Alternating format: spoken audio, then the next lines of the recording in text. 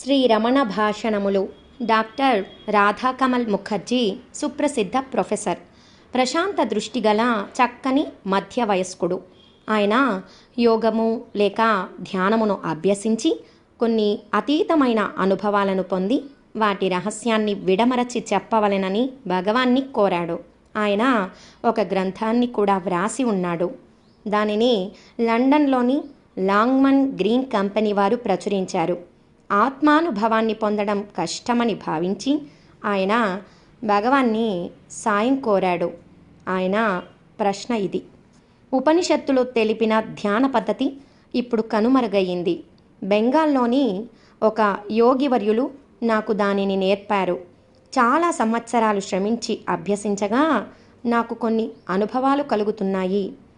భూమ అనగా శుద్ధ చైతన్యం అనంతమని, నేను పరిమితి గల చైతన్యుడనని కొన్ని సమయాలలో నాకు అనిపిస్తోంది. అది సరియేనా అని ప్రశ్నించారు. దానికి మహర్షి, ఉన్నది భూమ అనగా సంపూర్ణము ఒక్కటే, అది అనంతం, దానికి అవధులు లేవు. దాని నుండి పరిమిత చైతన్యము ఒక ఉపాధి అనగా పరిమిత దేహాన్ని గ్రహించి పుట్టినట్లు కనిపిస్తుంది. ఇది ఆభాస లేదా ప్రతిబింబము. ఈ వ్యక్తిగత చైతన్యాన్ని పూర్ణ చైతన్యంతో కలుపు చేయవలసింది అదే అన్నారు. దానికి భక్తుడు, భూమ పరమ చైతన్యానికి గల ఒక గుణం కదా అన్నారు. దానికి మహర్షి, భూమ పరాత్పరము, యత్ర నాణ్యత్ పశ్యతి, యత్ర నాణ్యత్ శృణోతి స భూమా. ఎక్కడ అన్యము చూడమో, ఎక్కడ వేరేది వినమో అది భూమా. సంపూర్ణము, కేవలము, అది అనిర్వచనీయము, వర్ణింపలేనిది, నిర్వికారము అని అన్నారు. దానికి భక్తుడు, అక్కడ విస్తారము, అపరిమితత్వము అనుభూతమైనది. బహుశా అది భూమకు కొంచెం క్రిందగా, దానికి దగ్గరిదా? నా ఊహ సరియేనా అని ప్రశ్నించారు. దానికి మహర్షి, ఉన్నది భూమ ఒక్కటే, దానికి అన్యమైనది ఏదీ లేదు. దీనినంతటినీ చెప్పేది మనస్సే అన్నారు. దానికి భక్తుడు, ఈ మనస్సును దాటి ఈ విస్తారాన్ని నేను అనుభవిస్తున్నాను అన్నారు. దానికి మహర్షి, అవును అవును. ఆ ప్రొఫెసర్ తన వెనుక కొద్ది దూరంలో కూర్చున్న ఆమెకిదంతా హిందీలో తెలియజేశాడు. అప్పుడు ఆమె, విక్షేపానికి ధ్యానానికి గల భేదమేమి అన్నారు. దానికి మహర్షి, భేదం లేదు. ఆలోచనలు ఉన్నప్పుడు అది విక్షేపము, ఆలోచనలు లేనప్పుడు అది ధ్యానము. ఇంతకు ధ్యానం కూడా అభ్యాసమే, అది వాస్తవమైన పూర్ణ శాంత స్థితి కాదు అన్నారు. దానికి ఆమె, ధ్యానాన్ని అభ్యసించేదెలా అని ప్రశ్నించింది. అప్పుడు మహర్షి, ఆలోచనలను దూరంగా ఉంచు అన్నారు. దానికి ఆమె, వ్యవహారానికి ధ్యానానికి సమన్వయం ఎలా అని అడిగారు.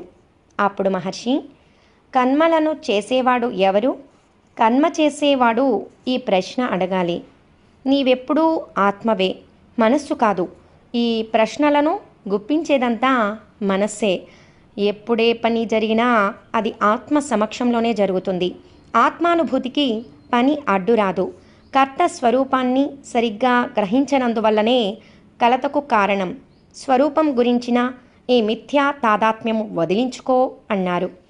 దానికి అప్పుడు ప్రొఫెసర్, చైతన్య అభావ స్థితి అనంత చైతన్యానికి సన్నిహితం కాదా అని ప్రశ్నించారు.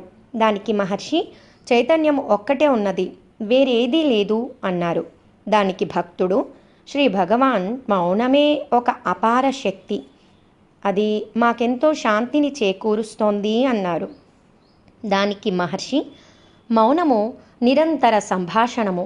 కంఠములో నుండి వచ్చే భాషణము మౌన భాషణకు అడ్డు వస్తుంది. మౌనములో ఉన్నవాడు తన పరిసరాలకు అత్యంత దగ్గరగా ఉంటాడు. శ్రీ దక్షిణామూర్తి, మౌనము నలుగురు ఋషుల సందేహాలను తొలగించింది అన్నారు. మౌన వ్యాఖ్య ప్రకటిత పరబ్రహ్మతత్వం అంటే మౌనములో ప్రకటించబడిన సత్యం. మౌనము వ్యాఖ్యానము అన్నారు. మౌనశక్తి అంతటిది. కంఠంలో నుండి వచ్చు భాషణమునకు వాక్కుకు సంబంధించిన అవయవములు అవసరం. కానీ మౌన భాషణము ఆలోచనలకు అతీతమైనది. సంగ్రహంగా చెప్పాలంటే అది వాగతీతము, పలుకని పదము, పరావాక్కు అన్నారు. దానికి భక్తుడు ఆత్మానుభవంలో ప్రజ్ఞ ఉంటుందా అని ప్రశ్నించారు. దానికి మహర్షి ప్రజ్ఞ లేకుండుటయే నిద్ర. ఆత్మానుభవంలో ప్రజ్ఞ ఉంది, కానీ ఈ జ్ఞానము లేదా ప్రజ్ఞ కర్తృ కర్మ సంబంధమైన జ్ఞానము కాదు, అది పూర్ణ బోధము. ప్రజ్ఞా పదానికి 2 అర్థాలు ఉన్నాయి. అవి ఒకటి వాచ్యార్థము, వృత్తి అనగా శబ్దార్థము, ఉన్నదున్నట్లు అని అర్థం.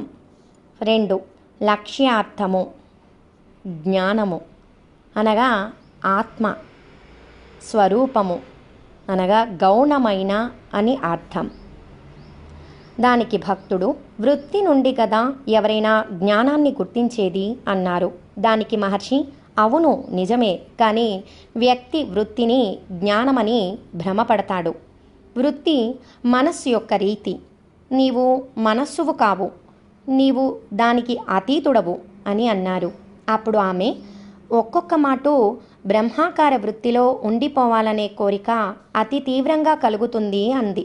దానికి మహర్షి అది చాలా మంచిదే, అది సహజమయ్యే వరకు దానిని అభ్యసించాలి. అప్పుడది స్వరూపంగా స్వాత్మగా పరాకాష్ఠను అందుకుంటుంది అన్నారు. ఆ తర్వాత శ్రీ భగవాన్ ఇంకా ఇలా వివరించారు. వృత్తిని జ్ఞానమని తరచుగా భ్రమపడతారు. వృత్తి ఒక వ్యావహారిక విషయము. అది ఆభాస స్థితి అనగా ప్రతిబింబిత చైతన్య స్థితిలో పనిచేస్తుంది. చైతన్యము వ్యావహారిక జ్ఞాన అజ్ఞానములకు అతీతమైనది. అది వృత్తి రూపంలో ఉండదు. అందులో కర్త కర్మ ఉండవు. వృత్తి రాజసిక మనస్సుకు సంబంధించినది. సాత్విక మనస్సు వృత్తి రహితమైనది. సాత్వికము రాజసికమునకు సాక్షి. సాత్వికము నిజానికి శుద్ధ చైతన్యమే, అయినా దానిని సాత్విక మనస్సే అంటారు. ఎందుకంటే తాను సాక్షినన్న భావన ఆభాస అనగా ప్రతిబింబిత చైతన్యం యొక్క వ్యాపారమే. మనస్సే ఆభాస. అట్టి జ్ఞానము మనస్సును తెలియచేస్తుంది, కానీ మనస్సు తనకు తానై క్రియాసమర్థం కాదు. అందువలన దానిని సాత్విక మనస్సు అన్నారు. జీవన్ముక్తుని స్థితి అటువంటిది. వానిని నష్టమానసుడు అనగా చనిపోయిన మనస్సు కలవాడు అని కూడా వర్ణించారు. జీవన్ముక్తునికి మనస్సంటూ ఒకటి ఉండటం, అది నష్టం కావడం విరుద్ధంగా లేదు. తెలియని వారితో వాదించేటప్పుడు ఈ పాటి వైరుధ్యాన్ని అంగీకరించవలసి ఉంటుంది. జీవన్ముక్తుని మనస్సే బ్రహ్మమన్నారు కొందరు. వానిని బ్రహ్మవిదుడని ఎలాగనడం? బ్రహ్మము ఏమైనా విషయమా వేద్యమవడానికి? అయితే కూడా జనసామాన్యం మాట్లాడే రీతిలో అలా అనవచ్చు. సాత్విక మనస్సు జీవన్ముక్తుని విషయంలో ఈశ్వరుని విషయంలో ఊహించబడినది. అలా కాకపోతే జీవన్ముక్తుడు ఎలా జీవించి పని చేయగలడు అని వారు వాదిస్తారు.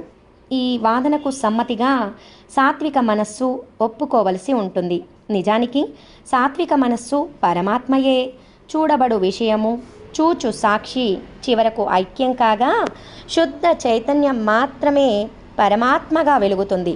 అది శూన్యస్థితి కానీ అజ్ఞానం కానీ కాదు, స్వరూపమే. శుద్ధ చైతన్యం నుండి మనస్సు పడుతుందని కొందరంటారు. దాని వెంట జనించేది ఆభాస అనగా ప్రతిబింబము అని. ఆభాస మొదట పుట్టి దాని తర్వాత మనస్సు పుట్టునని మరికొందరంటారు. నిజానికి మనస్సు ఆభాస ఒకేసారి పుట్టేవే, ఏకకాలికాలు. ఆ ప్రొఫెసర్ త్వరలో తాను 1000 మైళ్ళు దూరంగా పోనున్నానని భగవాన్ తనను అనుగ్రహించవలనని అర్థించాడు. భగవాన్ అన్నారు, దేశకాలాలు కేవలం మనోకల్పితాలే, కానీ స్వరూపం అనగా నిజమైన ఆత్మ మనస్సుకు దేశకాలాలకు అతీతంగా ఉంటుంది. ఆత్మకు దగ్గర దూరాలు లేవు. ఆ ప్రొఫెసర్తో వచ్చిన ఆమెకు మహర్షిని వదిలి తిరిగిపోవటం మనస్కరించలేదు. స్వామి ఇలా అన్నారు, నీవు సదా నా సన్నిధిలోనే ఉన్నావనుకో, అది నిన్ను సరిగ్గా ఆలోచించేటట్లు చేస్తుంది. ఆ సాయంకాలం వారిద్దరూ వెళ్ళిపోయారు. ఓం నమో భగవతే శ్రీరమణాయ.